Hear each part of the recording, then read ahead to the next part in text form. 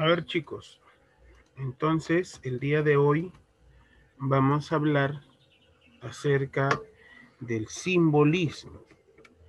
El simbolismo es un movimiento literario de las artes plásticas que se origina en Francia, finales del siglo XIX. El simbolismo, entonces, fue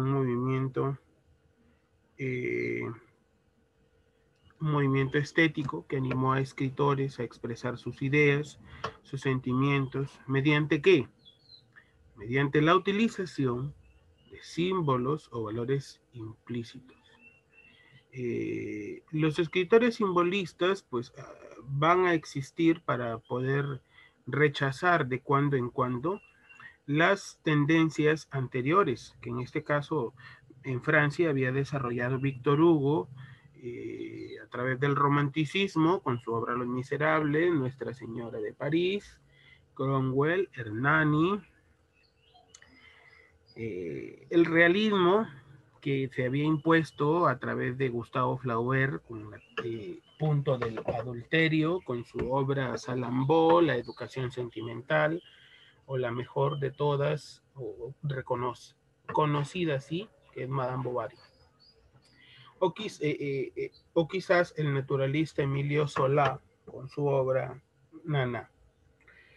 Entonces, el simbolista va a buscar un modo propio, en este caso utilizando la imaginación, para interpretar, para darle un sentido a la realidad.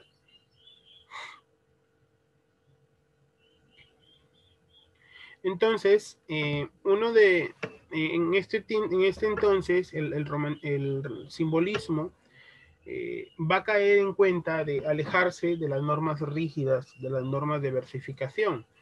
Si usted recuerda, tenemos licencias poéticas, figuras literarias, técnicas narrativas, y todo ello ha ido estableciendo parámetros dentro de la literatura. Entonces, los parnasianos, a los que solo les interesaba el arte por el arte, va a ser una base para esta literatura, para esta poesía. Quizás los aportes de Edgar Allan Poe en Estados Unidos o en francés Gérard de Nerval o en Alemania Novalis o Hölderlin han podido influir en sentar una base acerca de cuán importante es la simbología dentro de una obra literaria. Entonces, el simbolismo nace de la poesía o nace por la poesía de Baudelaire. Charles Baudelaire ha podido interpretar de vez en cuando una realidad exótica o mística, ¿no? Con quizás esta fusión entre los ideales y entre la realidad en su obra Las Flores del Mal o El Spleen de París. Pero sus obras literarias, sus poemarios han sido tachados en ese entonces como decadentes, como inmorales y hasta se prohibió su difusión. Es entonces que hay otros autores simbolistas que se encargaron de difundir el pensamiento simbólico. ¿Por qué? Porque se dice que Baudelaire estuvo influenciado por el romanticismo, estuvo influenciado por el parnasianismo y a pesar de eso fue el padre o es considerado el padre del simbolismo. Entonces, cuando yo hablo de Stefan Mallarmé o de Verlaine o de Rimbaud, estos autores que eran los poetas malditos, se consideraban o se les llamaba como tal porque eran quienes habían roto las estructuras tradicionales de una sociedad que era conservadora, que era aristócrata, que era burguesa. Entonces, Mallarmé hace un manifiesto a través de su obra La siesta del fauno, en 1876. Y eso es en poesía, y en prosa hace divagaciones. En estas obras lo que Mallarmé establece es poner de manifiesto cuáles son los pilares o fundamentos teóricos de la estética simbolista. Y cuál era, sobre todo, si yo quería ser un simbolista, cómo tenía que escribir o qué medidas optar o tomar. En el caso de Verlaine, tiene su obra Romanzas sin palabras, en donde va a fundamentar, por ejemplo, para qué existe y para qué sirve el simbolismo. Sobre todo porque cuando sale a la publicación las obras de Rimbaud, que es uno de los poetas más fecundos, Rimbaud se llama, sus obras se llaman El barco ebrio y Una temporada en el infierno. Sobre Charles Baudelaire, nosotros sabemos y investigamos acerca de que es un poeta y crítico francés en el que se abre la vía a la poesía moderna. Es conocido por ser el iniciador de la visión simbolista en la poesía y también el representante de la corriente decadentista. Baudelaire nace en París el 9 de abril de 1821. Tuvo una infancia desdichosa, infeliz, ¿ya? Su padre muere cuando él tenía 6 años y queda al cuidado, bueno, su madre se volvió a casar eh, y Baudelaire odiaba a su padre, ¿no? Y es algo que él nunca perdonó.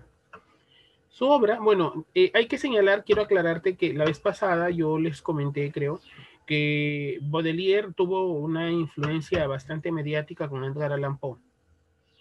Eso se mantiene, ¿ya? Eso persiste. Ahora, en Las Flores del Mal, que es su mejor obra, que fue publicada en el año 1857, son poemas. El gobierno francés acusa a Baudelaire de que su obra atenta contra la moral, ¿no? Contra las buenas costumbres. Eso va a permitir que el libro sea multado, que el libro sea vetado, que no se publique, que se censure y que incluso alguna parte de los poemas sean eliminados en las ediciones posteriores. Si es que quería que el libro algún día pues, se vuelva a leer. ¿Ya? Bueno, después de casi 100 años de su publicación, se pudo volver a leer, ¿no? Ese poemario.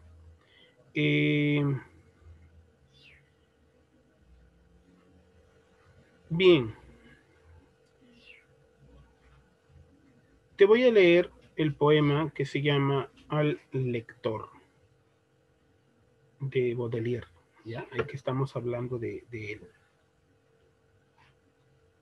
Dice, se llama Para el lector. La necedad, el error, el pecado, la tacañería, ocupan nuestros espíritus y trabajan nuestros cuerpos. Y alimentamos nuestros amables remordimientos como los mendigos nutren su miseria. Nuestros pecados son testarudos, nuestros arrepentimientos cobardes. Nos hacemos pagar largamente nuestras confesiones y entramos alegremente en el camino cenagoso, creyendo con viles lágrimas lavar todas nuestras manchas.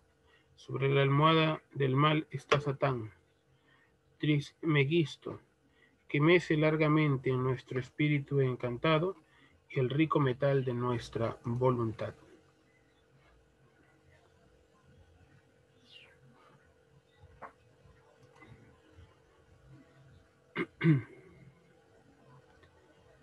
Está todo vaporizado por el sabio químico. Es el diablo quien empuja los hilos que nos mueven. A los objetos repugnantes les encontramos atractivos. Cada día hacia el infierno descendemos un paso, sin horror a través de las tinieblas que hieden. Cual un libertino pobre que besa y muerde el seno martirizado de una vieja ramera. Robamos al pasar un placer clandestino que exprimimos bien el fuerte cual vieja naranja. Oprimido, hormigueante, como 1 millón de elmintos, en nuestros cerebros bulle un pueblo de demonios. Y cuando respiramos, la muerte a los pulmones desciende, río invisible con sordas quejas. Estos poemas, por ejemplo, reflejan cuánto Baudelaire tuvo para expresar y dar a entender. Sobre todo porque es necesario que valoremos los aportes significativos, trascendentes de un autor que quizás expresa de una manera oculta, confusa, secreta, subliminalmente un mensaje interesante. ¿No? Él muere en Bélgica, producto de una parálisis, un 31 de agosto. Es considerado uno de los mayores poetas de la literatura francesa, de toda la literatura francesa. Baudelaire poseía un sentido clásico de la forma, una extraordinaria habilidad para encontrar la palabra perfecta y el gran talento musical. ¿Has escuchado? Esa poesía tiene musicalidad, tiene métrica. Escribió algunos de los más bellos e incisivos de la literatura francesa. Su originalidad causaba tanto asombro como malestar y le hace merecedor de un gran lugar al margen de las escuelas dominantes de su época. Su poesía es para algunos la síntesis definitiva del romanticismo, para otros la precursora del simbolismo y para otros, finalmente, la primera expresión de las técnicas modernas de la poesía. Baudelaire fue un hombre dividido, atraído con idéntica fuerza por lo divino y lo diabólico. Sus poemas hablan del eterno conflicto entre lo ideal y lo sensual, entre el spleen y el ideal. Ellos nos describen todas las experiencias humanas, desde las más sublimes hasta las más sórdidas. Ahí se hace referencia a un poema que se llama Spleen e Ideal. Spleen e Ideal es un poema. Mira la primera estrofa. Cuando por un decreto de las potencias supremas, el poeta aparece en un mundo hastiado. Su madre espantada y llena de blasfemias, crispa sus puños hacia Dios, que de ella se apiade. Ah, no haber parido todo un nudo de víboras antes de amamantar esta irrisión. Maldita sea la noche de placeres efímeros que en mi vientre concibió mi expiación.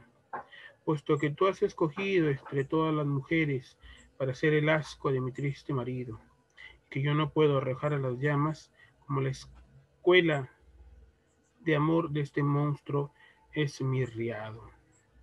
Hay fragmentos que atacan directamente un credo, una creencia. Por ejemplo, el pan y vino mezclados, destinados a su boca, mezclan la ceniza con los espuros escupitajos. Con hipocresía arrojan lo que él toca y acusan de haber puesto los pies sobre los pasos. Sin lugar a dudas, pues es un ataque contra creencias, doctrinas que una sociedad a veces manifiesta. También tenemos a Rimbaud, es un poeta francés, nace en Charleville, en Ardenas, 1854. Comenzó a escribir versos desde los 10 años, a los 17 ya tenía un poema original, un poema muy interesante que se titula el barco ebrio, ¿ya? En 1871. Y se lo llevó al poeta Verlaine. Su obra está netamente influenciada por Baudelaire. Su obra, por sus lecturas sobre el ocultismo y su preocupación religiosa. Su exploración sobre el consciente individual, su experimentación del ritmo, las palabras que emplea, el valor evocativo, marcaron el tono del movimiento simbolista, impresionaron tanto a Verlaine que animó al joven poeta a trasladarse a París. Se inició entre ellos, entre Rimbaud y Verlaine, una amistad que se transformó en una tormentosa e inestable relación que duró casi 2 años. Viajaron a Inglaterra, Bélgica. En este último país, que es en Bélgica, Verlaine intentó en 2 ocasiones matar a Rimbaud por sus infidelidades. Rimbaud terminó herido en el segundo intento por lo que acabó en el hospital y Verlaine en la cárcel. Es por ello que Rimbaud escribe en 1873 un relato alegórico sobre esta situación titulado Una temporada en el infierno. ¿Por qué se llama su mejor obra, su mejor poema, El barco ebrio? Su poema El barco ebrio dice, inicia, según iba bajando por ríos impasibles, me sentí abandonado por los hombres que sirgan. Pieles rojas gritones les habían flechado, tras clavarlos de nudos a postes de colores. Iba sin preocuparme de carga y de equipaje, con mi trigo de Flandes, mi algodón inglés, cuando al morir mis guías se acabó el alboroto, los ríos me han llevado libre a donde quiera. En el vaivén ruidoso de la marea irada, el invierno pasado sordo como los años corrí, y en las penínsulas al largar sus amarras, no conocieron nunca zafarrancho mayor. Rimbaud hace una alegoría a lo que es la vida. Por ejemplo, ¿no? Su obra La temporada en el infierno, aquí tiene Rimbaud un fragmento. Lo anterior, pues ya te comenté sobre la situación sentimental con Verlaine y que este lo hiere pues de un disparo, ¿no? El fragmento de Una temporada en el infierno. Y sigue siendo la vida si la condenación es eterna. ¿No es cierto que todo hombre que desee mutilarse y está ya condenado? Me creo en el infierno, luego estoy en el infierno. Es el cumplimiento del catecismo, soy esclavo de mi bautizo. Padres, habéis hecho mi desgracia y la vuestra, pobre inocente. El infierno no puede atacar a los paganos y la vida otra vez. Más tarde, las delicias de la condenación serán más profundas. Un crimen, deprisa, para que la ley de los hombres me haga caer en la nada. Así como tenemos a Baudelaire, Rimbaud, también tenemos a Verlaine. Este poeta francés que nace en marzo de 1844 en Metz, estudió en París. Sus primeras obras es el poemario Poemas Saturnianos y Fiestas Galantes, que se caracterizan por un antirromanticismo propio de los parnasianos. El verso se centra en los aspectos técnicos que en los sentimientos. No importa lo que digan, importa cómo lo digan, ¿no? La forma, la métrica. Contrajo en 1870, contrajo matrimonio y abandonó a su esposa 2 años más tarde para viajar y vivir con Rimbaud, ¿no? El poeta de 17 años. Ahí tuvieron una relación sentimental. En 1873, en estado de embriaguez, Verlaine hiere a Rimbaud con un disparo y pasó 2 años siguientes en prisión. Su obra Romances sin palabras, escrita cuando él estaba en la cárcel, pues trata sobre su relación con Rimbaud. Esta coyuntura le hizo volver al catolicismo de su infancia y su reconversión inspiró un poemario titulado Sabiduría. Su influencia se manifiesta en poetas posteriores. El sonido de su poesía es por lo general más importante de su significado. También escribió en prosa autobiográfica Memorias de un viudo, Mis hospitales, Confesiones y muere en París en 1896. Sobre Stéphane Mallarmé, también un poeta francés que nace en París, estudió en Sens, se sirvió de los símbolos para expresar la verdad a través de la sugerencia, más que de la narración. Su poesía y su prosa tienen musicalidad, experimentación gramatical, tiene un ensamiento refinado, alusiones que puede resaltar lo oscuro. Sus poemas más conocidos, La siesta del fauno, ¿no? Y el preludio homónimo del compositor francés Claude Debussy y Herodías. Mallarmé destacó por su conversación en la que se mostraba lúcido y claro como oscuro en sus escritos.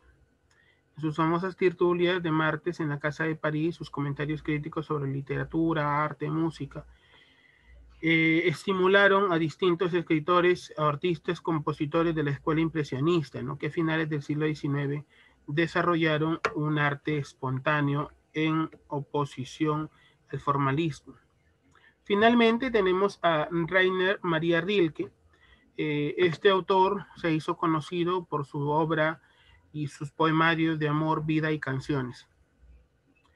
Conoció a Lau Andrea Salomé, quien hija de un general ruso, 2 años viajaba con ella, inspirado en ella, ¿ya? Lo que hace es aprovechar la belleza del paisaje, las dimensiones, la profundidad espiritual de la gente y forma una creencia en Dios, ¿no? Su obra más importante, que es una expresión poética de él, simbolista también, es Historias del Buen Dios. Por supuesto que este autor de Praga es el que más se aleja, ¿ya?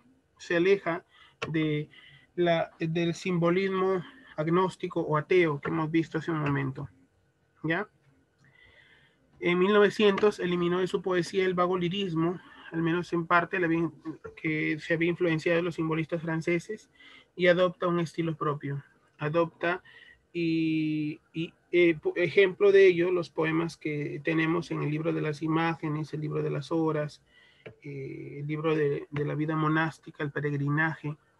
Entonces, este autor consolida su obra con la riqueza de las metáforas, es totalmente lo opuesto al simbolismo, pero como su obra mantiene el estilo, pero no el tema, por eso estas reflexiones místicas que él hace sobre las cosas, sobre la vida, también influyen en el pensamiento de los autores simbolistas. Bien, entonces espero que hayamos podido comprender acerca del simbolismo.